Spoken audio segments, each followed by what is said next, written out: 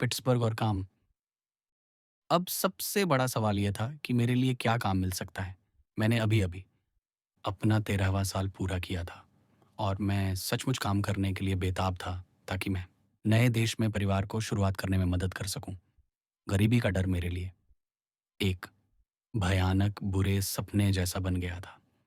उस समय मेरे विचार इस बात पर टिके थे कि हमें इतना पैसा कमाना और बचाना चाहिए कि साल में $300 हो जाए, $25 महीना, जो मेरे हिसाब से इतनी रकम थी जिससे हम दूसरों पर निर्भर हुए बिना रह सकें। उन दिनों हर ज़रूरी चीज़ बहुत सस्ती थी। मेरे अंकल होगन के भाई अक्सर पूछते थे कि मेरे माता-पिता मेरे साथ क्या करने वाले हैं, और एक दिन मेरे सामने वह सबसे दुखद घटना हुई जो मैंने कभी देखी थी। मैं इसे कभी नहीं भूल सकता। उन्होंने दुनिया की सबसे अच्छी नीयत से मेरी माँ से कहा कि मैं एक होशियार लड़का हूँ और सीखने में तेज़ हूँ, और उन्हें यकीन था कि अगर मेरे लिए एक टोकरी में बेचने के लिए छोटी-मोटी चीज़ें रख दी जाए, तो मैं उन्हें बंदरगाहों के आसपास बेचकर काफ़ी अच्छी रकम कमा सकता हूँ। तब तक मुझे नहीं पता था कि एक गुस्से वाली औरत का क्या मतलब होता है। उस समय मेरी माँ सिलाई कर रही थीं, लेकिन वह तुरंत खड़ी हो गईं और अपने हाथ फैलाकर उनके चेहरे के सामने हिलाए। क्या मेरा बेटा फेरी वाला बनेगा और बंदरगाहों पर गंदे आदमियों के बीच जाएगा? मैं तो उसे एल्लेघेनी नदी में फेंक दूँगी। मुझे अकेला छोड़ दो। वह दरवाजे की ओर इशारा करते हुए चिल्लाईं और मिस्टर होगन चले गए। वह एक दुखद रानी की तरह खड़ी थीं। अगले ही पल वह टूट गईं, लेकिन कुछ ही पलों के लिए आँसू गिरे और सिसकियाँ आईं। फिर उन्होंने अपने दोनों बेटों को अपनी बाहों में लिया और हमसे कहा कि उनकी बेवकूफ़ी पर ध्यान न दें। दुनिया में हमारे लिए करने के लिए बहुत सी चीज़ें थीं और हम उपयोगी आदमी बन सकते थे, सम्मानित और इज़्ज़तदार, अगर हम हमेशा वही करते जो सही था। ये हेलेन मैकग्रेगर की तरह था जब उन्होंने ऑसवाल्ड स्टोन को जवाब दिया था, जिसमें उन्होंने धमकी दी थी कि वह अपने कैदियों को उतने ही टुकड़ों में कटवा देंगी जितने टार्टन में चेक होते हैं। लेकिन इस गुस्से का कारण अलग था। ऐसा इसलिए नहीं था कि सुझाया गया काम शांतिपूर्ण मजदूरी था, क्योंकि हमें सिखाया गया था कि आलस्य शर्मनाक है, बल्कि इसलिए कि सुझाया गया काम कुछ हद तक आवारा किस्म का था और उसकी नज़रों में पूरी तरह से सम्मानजनक नहीं था। इससे बेहतर मौत। हाँ, माँ अपने दोनों बेटों को एक-एक को अपनी बाहों में लेकर उनके साथ मर जाती, बजाय इसके कि वे अपनी कम उम्र में बुरे लोगों की संगति में पड़े। जब मैं शुरुआती संघर्षों को याद करता हूँ, तो ये कहा जा सकता है, उस देश में कोई भी परिवार इतना गर्व करने वाला नहीं था। सम्मान, स्वतंत्रता, आत्मसम्मान की गहरी भावना पूरे घर में फैली हुई थी। वॉल्टर स्कॉट ने बर्न्स के बारे में कहा था कि उन्होंने किसी भी इंसान में इतनी असाधारण आंखें कभी नहीं देखी। मैं अपनी माँ के बारे में भी यही कह सकता हूँ। जैसा कि बर्न्स ने कहा है, उसकी आंखें खाली जगह पर भी सम्मान से चमकती थीं। कोई भी नीच, घटिया, धोखेबाज, चालाक, अशिष्ट, गुप्त या चुगली करने वाली बात उस वीर आत्मा के लिए पराई थी। टॉम और मैं ऐसे माता-पिता के साथ बड़े होकर सम्मानजनक चरित्र वाले बने, क्योंकि पिता भी प्रकृति के कुलीन लोगों में से एक थे, सभी के प्यारे, एक संत। इस घटना के तुरंत बाद मेरे पिता को हाथ से बुनाई का काम छोड़ने और एलेघेनी शहर में रहने वाले एक पुराने स्कॉटिश व्यक्ति मिस्टर ब्लैकस्टॉक की कॉटन फैक्ट्री में काम करने की ज़रूरत पड़ी।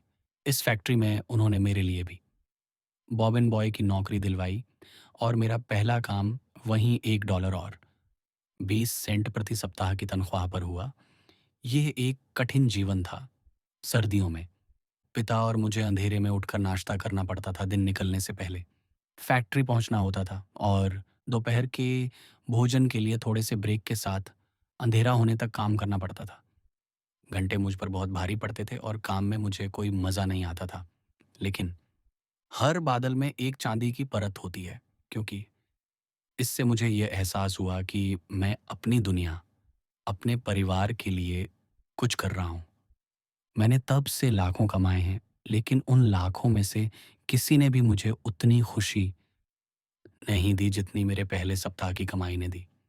अब मैं परिवार का मददगार, रोटी कमाने वाला था और अब अपने माता-पिता पर पूरी तरह से बोझ नहीं था।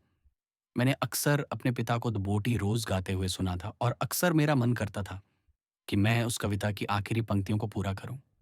जब इलेक, जॉक और जेनेटी उठकर अपनी पढ़ाई पूरी कर लेंगे, तो वे नाव चलाने में मदद करेंगे और हमारी सारी चिंताएं कम कर देंगे। मैं अपनी छोटी सी नाव को तेज़ी से चलाना चाहता था। यहाँ ये ध्यान देने वाली बात है कि एलेक, जॉक और जेनेटी सबसे पहले थे जिन्होंने अपनी शिक्षा पूरी की। स्कॉटलैंड पहला देश था जिसने सभी माता-पिता, चाहे वे अमीर हों या गरीब, को अपने बच्चों को पढ़ाने के लिए कहा और पैरिश पब्लिक स्कूल स्थापित किए। इसके तुरंत बाद मिस्टर जॉन हे एलेगेनी सिटी में बॉबिन बनाने वाले एक साथी स्कॉटिश निर्माता को एक लड़के की ज़रूरत थी और उन्होंने पूछा कि क्या मैं उनकी सेवा में नहीं जाना चाहूँगा। मैं गया और मुझे हर हफ्ते $2 मिलते थे। लेकिन शुरू में काम फैक्ट्री से भी ज़्यादा थकाने वाला था। मुझे एक छोटा स्टीम इंजन चलाना पड़ता था और बॉबिन फैक्ट्री के तहखाने में बॉयलर में आग जलानी पड़ती थी। ये मेरे लिए बहुत ज़्यादा था। मैंने खुद को रात दर रात बिस्तर पर बैठा हुआ स्टीम गेज चेक करते हुए पाया। एक समय डर लगता था कि स्टीम बहुत कम है और ऊपर के मजदूर शिकायत करेंगे कि उनके पास काफ़ी पावर नहीं है, और दूसरे समय डर लगता था कि स्टीम बहुत ज़्यादा है और बॉयलर फट सकता है। लेकिन ये सब मेरे माता-पिता से छिपाना मेरे लिए इज़्ज़त की बात थी। उनकी अपनी परेशानियाँ थीं और वे उन्हें सहते थे। मुझे भी मर्द बनकर अपनी परेशानियाँ सहनी थीं। मेरी उम्मीदें ऊँची थीं और मैं हर दिन किसी बदलाव का इंतज़ार करता था। वह क्या होगा? ये मुझे नहीं पता था, लेकिन मुझे यकीन था कि अगर मैं लगा रहा तो वह ज़रूर आएगा। इसके अलावा इस समय मैं खुद से ये पूछने से पीछे नहीं हटता था कि वालिस ने क्या किया होता और एक स्कॉटिश आदमी को क्या करना चाहिए। एक बात का मुझे यकीन था, उसे कभी हार नहीं माननी चाहिए। एक दिन मौका आया। मिस्टर हे को कुछ बिल बनाने थे। उनके पास कोई क्लर्क नहीं था और वे खुद भी अच्छी लिखावट वाले नहीं थे। उन्होंने मुझसे पूछा कि मैं किस तरह की लिखावट लिख सकता हूँ और मुझे कुछ लिखने को दिया। नतीजा उन्हें पसंद आया और उसके बाद उन्हें यह आसान लगा कि मैं उनके बिल बनाऊँ। मैं हिसाब किताब में भी अच्छा था और जल्द ही उन्हें लगा कि यह उनके फ़ायदे में है। और इसके अलावा प्यारे बूढ़े आदमी, मुझे लगता है कि वे सफ़ेद बालों वाले लड़के के प्रति अच्छी भावना से प्रेरित थे, क्योंकि उनका दिल दयालु था और वे स्कॉटिश थे और मुझे इंजन के काम से राहत देना चाहते थे। मुझे दूसरे कामों में लगाया जो एक बात को छोड़कर कम आपत्तिजनक थे। अब मेरा काम नए बने इस फूल को तेल के टब में नहलाना था। किस्मत से इस काम के लिए एक कमरा रिज़र्व था और मैं अकेला था। लेकिन जितना भी हौसला मैं जुटा सकता था या अपनी कमज़ोरी पर जितना भी गुस्सा मुझे आता था, वह मेरे पेट को बहुत अजीब तरह से व्यवहार करने से नहीं रोक पाया। मैं कभी भी तेल की गंध से होने वाली उल्टी को दूर करने में कामयाब नहीं हुआ। यहाँ तक कि वॉलेस और ब्रूस भी नाकाम रहे। लेकिन अगर मुझे नाश्ता या रात का खाना छोड़ना पड़ता था, तो मुझे रात के खाने के लिए और भी ज़्यादा भूख लगती थी और दिया गया काम पूरा हो जाता था। वॉलेस या ब्रूस का सच्चा शिष्य हार नहीं मान सकता, वह पहले मर जाएगा। मिस्टर हे के साथ मेरी नौकरी कॉटन फैक्ट्री से बहुत बेहतर थी और मुझे एक ऐसे मालिक से भी जान पहचान हुई जो मेरे प्रति बहुत दयालु थे। मिस्टर हे अपने खाते सिंगल एंट्री में रखते थे और मैं उनके लिए उन्हें संभाल पाता था। लेकिन ये सुनकर कि सभी बड़ी कंपनियां अपने खाते डबल एंट्री में रखती हैं और अपने साथियों जॉन फिप्स, थॉमसन, मिलर और विलियम काउली से इस बारे में बात करने के बाद हम सब ने सर्दियों में नाइट स्कूल जाने और बड़ी प्रणाली सीखने का फैसला किया। इसलिए हम चारों पिट्सबर्ग में मिस्टर विलियम्स के पास गए और डबल एंट्री बही खाता सीखा। 1850 की शुरुआत में एक शाम जब मैं काम से घर लौटा, तो मुझे बताया गया कि बै टेलीग्राफ ऑफिस के मैनेजर मिस्टर डेविड ब्रूक्स ने मेरे चाचा होगन से पूछा था कि क्या उन्हें पता है कि मैसेंजर के तौर पर काम करने के लिए कोई अच्छा लड़का कहाँ मिल सकता है। मिस्टर ब्रूक्स और मेरे चाचा शतरंज के शौकीन खिलाड़ी थे और शतरंज के खेल के दौरान ही यह महत्वपूर्ण पूछताछ की गई थी। ऐसी छोटी-मोटी बातों पर ही सबसे महत्वपूर्ण परिणाम निर्भर करते हैं। एक शब्द, एक नज़र, एक लहज़ा न केवल व्यक्तियों बल्कि राष्ट्रों की किस्मत को भी प्रभावित कर सकता है। वह आदमी बहुत बहादुर है जो किसी भी चीज़ को छोटी-मोटी बात कहता है। वह कौन था जिसने छोटी-मोटी बातों को नज़रअंदाज करने की सलाह दिए जाने पर कहा था कि अगर कोई उसे बता दे कि छोटी-मोटी बात क्या होती है, तो वह हमेशा ऐसा करेगा। युवाओं को याद रखना चाहिए कि छोटी-मोटी बातों पर ही अक्सर देवताओं के सबसे अच्छे उपहार निर्भर करते हैं। मेरे चाचा ने मेरा नाम लिया और कहा कि वह देखेंगे कि क्या मैं ये पद लेना चाहूँगा। मुझे वह पारिवारिक बैठक बहुत अच्छी तरह याद है जो हुई थी। बेशक मैं खुशी से पागल था। पिंजरे में बंद किसी भी पक्षी ने आज़ादी के लिए मुझसे ज़्यादा इच्छा नहीं की होगी। माँ पक्ष में थी लेकिन पिताजी मेरी इच्छा को मना करने के मूड में थे। उन्होंने कहा कि यह मेरे लिए बहुत ज़्यादा होगा। मैं बहुत छोटा और नासमझ था। प्रति सप्ताह $2.5 की पेशकश के लिए यह स्पष्ट था कि एक बहुत बड़े लड़के की उम्मीद थी। देर रात मुझे टेलीग्राम लेकर गांव में जाना पड़ सकता था और वहां खतरे भी हो सकते थे। कुल मिलाकर मेरे पिताजी ने कहा कि मेरे लिए वहीं रहना सबसे अच्छा होगा जहां मैं था। बाद में उन्होंने अपना विरोध वापस ले लिया और मुझे कोशिश करने की इजाज़त दे दी और मुझे लगता है कि वह मिस्टर हे के पास गए और उनसे सलाह ली।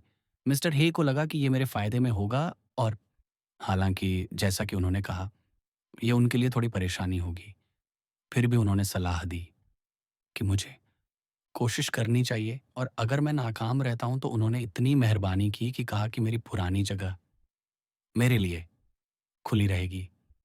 ये तय होने के बाद मुझसे कहा गया कि मैं नदी पार करके पिट्सबर्ग जाऊँ और मिस्टर ब्रूक्स से मिलूँ। मेरे पिता मेरे साथ जाना चाहते थे और ये तय हुआ कि वह टेलीग्राफ ऑफिस तक मेरे साथ जाएँगे जो 4th और वुड स्ट्रीट्स के कोने पर था। वह एक चमकदार धूप वाली सुबह थी और ये एक अच्छा संकेत था। पिता और मैं एलेगेनी से पिट्सबर्ग तक पैदल गए जो हमारे घर से लगभग 2 मील की दूरी पर था। दरवाजे पर पहुंचकर मैंने पिता से बाहर इंतजार करने को कहा। मैंने अकेले ऊपर दूसरी या ऑपरेटिंग मंजिल पर जाकर उस महान आदमी से मिलने और अपना भाग्य जानने की जिद की। शायद मुझे ऐसा इसलिए लगा क्योंकि उस समय तक मैंने खुद को कुछ हद तक एक अमेरिकी समझना शुरू कर दिया था। पहले लड़के मुझे स्कॉची, स्कॉची कहकर बुलाते थे और मैं जवाब देता था, हाँ, मैं स्कॉटिश हूँ और मुझे इस नाम पर गर्व है। लेकिन बोलने और बात करने में स्कॉटिश लहजा थोड़ा कम हो गया था और मुझे लगा कि अगर मैं मिस्टर ब्रूक्स के साथ अकेला रहूंगा तो मैं बेहतर प्रदर्शन कर पाऊंगा बजाय इसके कि मेरे अच्छे पुराने स्कॉटिश पिता मौजूद हों, शायद मेरे नखरों पर मुस्कुराने के लिए।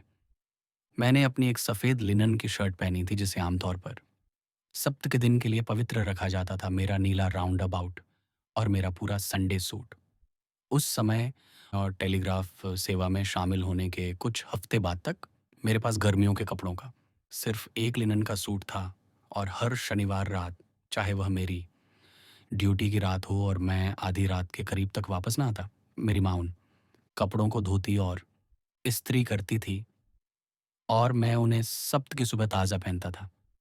पश्चिमी दुनिया में जगह बनाने के लिए हम जो संघर्ष कर रहे थे, उसमें उस नायिका ने ऐसा कुछ भी नहीं किया जो उसने न किया हो। पिता के लंबे फैक्ट्री के घंटों ने उनकी ताकत को आजमाया, लेकिन वह भी एक हीरो की तरह अच्छी लड़ाई लड़े और मुझे प्रोत्साहित करना कभी नहीं भूले। इंटरव्यू सफल रहा। मैंने यह समझाने का ध्यान रखा कि मैं पिट्सबर्ग को नहीं जानता, कि शायद मैं काम नहीं कर पाऊंगा, शायद मैं इतना मजबूत नहीं होऊंगा, लेकिन मुझे बस एक मौका चाहिए था। उन्होंने मुझसे पूछा कि मैं कितनी जल्दी आ सकता हूँ और मैंने कहा कि अगर ज़रूरत हो तो मैं अभी रुक सकता हूँ। और उन हालात को पीछे मुड़कर देखने पर मुझे लगता है कि इस पर नौजवानों को ज़रूर सोचना चाहिए। मौका न गंवाना एक बहुत बड़ी गलती है। मुझे वह पद ऑफर किया गया था, कुछ भी हो सकता था, किसी दूसरे लड़के को बुलाया जा सकता था। खुद को वहाँ पहुँचाने के बाद मैंने सोचा कि अगर हो सके तो मैं वहीं रहूँगा। मिस्टर ब्रूक्स ने बहुत दयालुता से दूसरे लड़के को बुलाया, क्योंकि एक अतिरिक्त संदेशवाहक की ज़रूरत थी और उससे मुझे सब कुछ दिखाने और मेरे साथ जाने और मुझे काम सिखाने के लिए कहा। मुझे जल्द ही गली के कोने तक दौड़कर जाने और अपने पिता को यह बताने का मौका मिल गया कि सब ठीक है, और घर जाकर माँ को यह बताने का कि मुझे नौकरी मिल गई है। और इस तरह 1850 में मुझे ज़िंदगी में अपनी पहली असली शुरुआत मिली।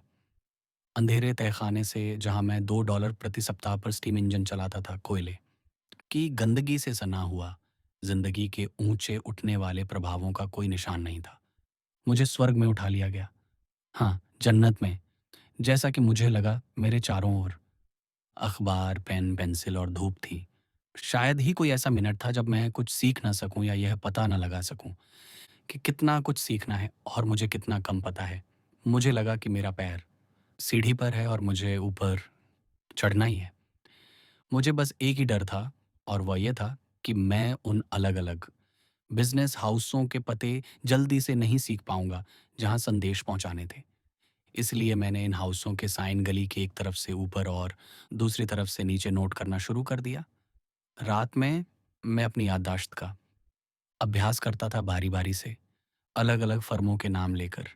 कुछ ही समय में मैं अपनी आँखें बंद करके एक बिज़नेस स्ट्रीट के निचले हिस्से से शुरू करके एक तरफ से ऊपर तक सही क्रम में फर्मों के नाम बता सकता था, फिर दूसरी तरफ पार करके नियमित क्रम में फिर से नीचे तक जा सकता था।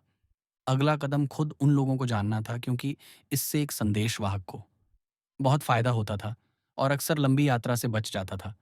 अगर वह फर्मों के सदस्यों या कर्मचारियों को जानता हो, वह इनमें से किसी एक से सीधे उसके ऑफिस जाते समय मिल सकता था।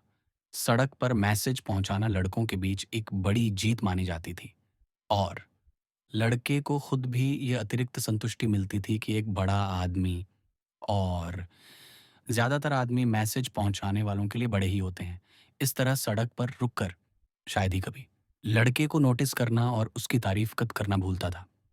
1850 का पिट्सबर्ग अब जैसा है उससे बहुत अलग था। यह अभी भी उस बड़ी आग से उबर नहीं पाया था जिसने 10 अप्रैल 1845 को शहर के पूरे बिजनेस हिस्से को तबाह कर दिया था। ज्यादातर घर लकड़ी के थे, कुछ ही ईंट के थे, और एक भी आग से सुरक्षित नहीं था। पिट्सबर्ग और उसके आसपास की पूरी आबादी 40,000 से ज्यादा नहीं थी। शहर का बिजनेस वाला हिस्सा फिफ्थ एवेन्यू तक नहीं फैला था, जो तब एक बहुत शांत सड़क थी, जो सिर्फ उस पर थिएटर होने के लिए मशहूर थी। फेडरल स्ट्रीट, एलिगेनी में बिखरी हुई बिजनेस की दुकानें थीं, जिनके बीच बड़ी खाली जगहें थीं। और मुझे याद है कि मैं आज के फिफ्थ वार्ड के ठीक बीच में तालाबों पर स्केटिंग करता था।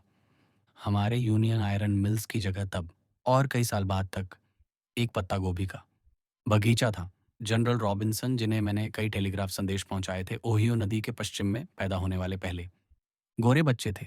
मैंने पहली टेलीग्राफ लाइन देखी जो पूरब से शहर तक बिछाई गई थी, और बाद में मैंने पहला लोकोमोटिव भी देखा, जो ओहियो पेंसिल्वेनिया रेल रोड के लिए था, जिसे फिलाडेल्फिया से नहर के रास्ते लाया गया था और एलेगेनी सिटी में एक नाव से उतारा गया था। पूरब से कोई सीधी रेलवे कनेक्शन नहीं था। यात्री नहर से एलेगेनी पहाड़ों की तलहटी तक जाते थे, जहां से उन्हें हॉलिडेसबर्ग तक 30 मील की दूरी तक रेल से ले जाया जाता था, फिर नहर से कोलंबिया तक, और फिर फिलाडेल्फिया तक 81 मील रेल से। यह यात्रा 3 दिन में पूरी होती थी। उस समय पिट्सबर्ग में दिन की सबसे बड़ी घटना सिनसिनाटी से आने जाने वाली स्टीम पैकेट का आगमन और प्रस्थान था, क्योंकि दैनिक संचार स्थापित हो गया था। शहर का अधिकांश व्यवसाय पूरब और पश्चिम में माल भेजने का था, क्योंकि यह नदी से नहर तक का बड़ा ट्रांसफर स्टेशन था। एक रोलिंग मिल ने लोहा रोल करना शुरू कर दिया था, लेकिन 1 टन भी कच्चा लोहा नहीं बनाया गया था, और उसके बाद कई सालों तक 1 टन भी स्टील नहीं बनाया गया। कच्चे लोहे का निर्माण शुरू में उचित ईंधन की कमी के कारण पूरी तरह विफल रहा। हालांकि दुनिया में कोकिंग कोयले का सबसे मूल्यवान भंडार कुछ ही मील की दूरी पर था, जिसके बारे में कोक से लोहे को पिघलाने के लिए सोचा भी नहीं गया था, जैसे कि प्राकृतिक गैस के भंडार जो सदियों से शहर के नीचे अछूते पड़े थे। उस समय शहर में आधे दर्जन भी गाड़ी वाले लोग नहीं थे, और कई सालों बाद भी कोचमैन के लिए भी वर्दी शुरू करने का प्रयास नहीं किया गया। शायद 1861 तक पिट्सबर्ग के इतिहास में हुई सबसे उल्लेखनीय वित्तीय घटना श्री फानेस्टॉक का व्यवसाय से रिटायर होना था, जिन्हें उनके भागीदारों ने उनके हिस्से के लिए $1,74,000 की भारी रकम दी थी। वह रकम तब कितनी बड़ी लगती थी और अब कितनी मामूली। मैसेंजर बॉय के रूप में मेरी स्थिति ने मुझे जल्द ही शहर के कुछ प्रमुख लोगों से परिचित करा दिया। पिट्सबर्ग का बार प्रतिष्ठित था। जज विल्किंस इसके प्रमुख थे, और वह और जज मैककैंडलेस, जज मैकलर, चार्ल्स शेलर और उनके पार्टनर एडविन एम स्टैंटन, जो बाद में महान युद्ध सचिव बने, लिंकन के दाहिने हाथ। ये सभी मेरे जाने पहचाने थे, खासकर आखिरी वाले, क्योंकि उन्होंने एक लड़के के तौर पर मुझ पर ध्यान देने की कृपा की थी। बिजनेस जगत में प्रमुख लोगों में जो अभी भी जीवित हैं, Thomas M Howe, James Park, C G Hussey, Benjamin F Jones, William Thaw, John Chalfant, colonel Heron महान लोग थे, जिन्हें मैसेंजर लड़के अपना आदर्श मानते थे, और वे बुरे आदर्श भी नहीं थे, जैसा कि उनके जीवन ने साबित किया। हाय 1906 में जब मैं इस पैराग्राफ को रिवाइज कर रहा हूं, तो सभी मर चुके हैं। इस तरह गंभीर जुलूस आगे बढ़ता है। एक टेलीग्राफ मैसेंजर के तौर पर मेरा जीवन हर तरह से खुशहाल था, और इसी पद पर रहते हुए मैंने अपनी सबसे गहरी दोस्ती की नींव रखी। सीनियर मैसेंजर लड़के को प्रमोशन मिलने के बाद एक नए लड़के की ज़रूरत थी, और वह डेविड मैकार्गो के रूप में आया, जो बाद में एलेगेनी वैली रेलवे के जाने माने सुपरिटेंडेंट बने। उन्हें मेरा साथी बनाया गया, और हमें ईस्टर्न लाइन से सभी मैसेज डिलीवर करने थे, जबकि दो दूसरे लड़के वेस्ट से मैसेज डिलीवर करते थे। ईस्टर्न और वेस्टर्न टेलीग्राफ कंपनियां तब अलग अलग थीं, हालांकि वे एक ही बिल्डिंग में थीं। डेवी और मैं तुरंत पक्के दोस्त बन गए। एक बड़ा कारण यह था कि वह स्कॉटिश था, क्योंकि हालांकि डेवी अमेरिका में पैदा हुआ था, उसके पिता भी मेरे पिता की तरह ही बोलचाल में पूरी तरह से स्कॉटिश थे। डेवी की नियुक्ति के कुछ समय बाद एक तीसरे लड़के की जरूरत पड़ी, और इस बार मुझसे पूछा गया कि क्या मैं कोई उपयुक्त लड़का ढूंढ सकता हूँ। मुझे इसमें कोई दिक्कत नहीं हुई, और मैंने अपने दोस्त रॉबर्ट पिटकर्न को ढूंढ लिया, जो बाद में मेरे उत्तराधिकारी के रूप में पिट्सबर्ग में पेंसिल्वेनिया रेल रोड के सुपरिटेंडेंट और जनरल एजेंट बने। रॉबर्ट मेरी तरह न सिर्फ स्कॉटिश था, बल्कि स्कॉटलैंड में पैदा हुआ था। इसलिए डेवी, बॉब और एंडी तीन स्कॉटिश लड़के बन गए, जो पिट्सबर्ग में ईस्टर्न टेलीग्राफ लाइन के सभी मैसेज पहुंचाते थे। उस समय की शानदार सैलरी $2.5 प्रति हफ्ते पर। लड़कों का काम हर सुबह ऑफिस में झाड़ू लगाना था, और ये हम बारी बारी से करते थे, इसलिए आप देख सकते हैं कि हम सब ने नीचे से शुरुआत की। माननीय HW ऑलिवर ऑलिवर ब्रदर्स की बड़ी मैन्युफैक्चरिंग फर्म के हेड, और WC मोरलैंड सिटी सॉलिसिटर बाद में इस ग्रुप में शामिल हुए, और उन्होंने भी इसी तरह से शुरुआत की। जीवन की दौड़ में आगे बढ़ने के लिए संघर्ष करने वाले युवा को अमीर आदमी के बेटे से डरने की जरूरत नहीं है, न ही उसके भतीजे से, न ही उसके चचेरे भाई से। उससे उस छुपे रुस्तम लड़के से सावधान रहना चाहिए, जो ऑफिस में झाड़ू लगाने से शुरुआत करता है। उन दिनों एक मैसेंजर लड़के को कई मज़े मिलते थे। वहाँ थोक फलों की दुकानें थीं, जहाँ कभी-कभी मैसेज जल्दी पहुँचाने पर जेब भर सेब मिल जाते थे। बेकरी और कन्फेक्शनरी की दुकानें थीं, जहाँ कभी-कभी उसे मीठे केक दिए जाते थे। वह बहुत अच्छे लोगों से मिलता था, जिनकी वह इज्जत करता था। वे उससे प्यार से बात करते थे और उसकी तेज़ी की तारीफ करते थे। शायद उसने उसे ऑफिस वापस जाते समय एक मैसेज देने के लिए कहा था। मुझे ऐसी कोई स्थिति नहीं पता जिसमें कोई लड़का ज़्यादा ध्यान खींच सके, जो कि एक सच में होशियार लड़के को आगे बढ़ने के लिए चाहिए होता है। समझदार लोग हमेशा होशियार लड़कों की तलाश में रहते हैं। इस ज़िंदगी का एक बड़ा रोमांच 10 सेंट का एक्स्ट्रा चार्ज था, जो हमें एक तय लिमिट से बाहर डिलीवर किए गए मैसेज के लिए इकट्ठा करने की इजाज़त थी। ये डायम मैसेज, जैसा कि उम्मीद थी, ध्यान से देखे जाते थे और डिलीवरी के अधिकार को लेकर हमारे बीच झगड़े होते थे। कुछ मामलों में यह आरोप लगाया गया कि लड़कों ने कभी-कभी बारी के बिना ही डायम मैसेज ले लिए थे। यह हमारे बीच गंभीर परेशानी का एकमात्र कारण था। समझौते के तौर पर मैंने प्रस्ताव दिया कि हम इन मैसेज को पूल करें और हर हफ्ते के आखिर में कैश को बराबर बाँट लें। मुझे कोषाध्यक्ष नियुक्त किया गया। उसके बाद हमेशा शांति और अच्छा माहौल रहा। एक्स्ट्रा कमाई का यह पूलिंग आर्टिफिशियल कीमतें बनाने के इरादे से नहीं था, बल्कि यह सच में सहयोग था। यह वित्तीय संगठन में मेरा पहला प्रयास था। लड़कों को लगता था कि उन्हें इन डिविडेंड को खर्च करने का पूरा अधिकार है और पास की मिठाई की दुकान का उनमें से ज़्यादातर के साथ खाता चलता था। खाते कभी-कभी बहुत ज़्यादा ओवरड्रॉन हो जाते थे। इसलिए कोषाध्यक्ष को मिठाई वाले को सूचित करना पड़ता था, जो उसने सही तरीके से किया, कि वह बहुत भूखे और लालची लड़कों द्वारा किए गए किसी भी कर्ज के लिए ज़िम्मेदार नहीं होगा। रॉबर्ट पिटकेर्न सबसे बड़ा अपराधी था। ज़ाहिर है कि उसका न केवल एक दाँत खराब था, बल्कि उसके सभी दाँत उसी तरह के थे। वह एक दिन मुझे समझाने की कोशिश कर रहा था जब मैंने उसे डाँट दिया कि कम से कम अपने पेट के अंदर रहने वाले जीवों पर रहम करो। इतना मीठा मत खाया करो।